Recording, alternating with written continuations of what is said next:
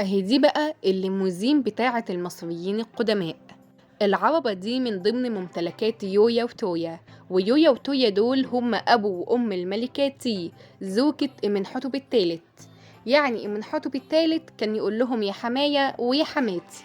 العربة دي كانت أحسن طريقة لتنقل الطبقة الحاكمة في عصر الدولة الحديثة.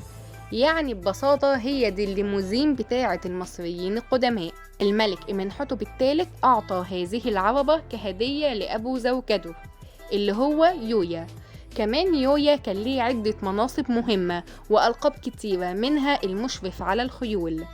العربة مزخرفة بزخارف جميلة جدا، وده يدل إنها من المحتمل كانت بتستخدم في المناسبات. كمان هنشوف إن عجلاتها صغيرة وطلوعها سهل، وده بيدل إنها كانت مصممة لشخص كبير في السن.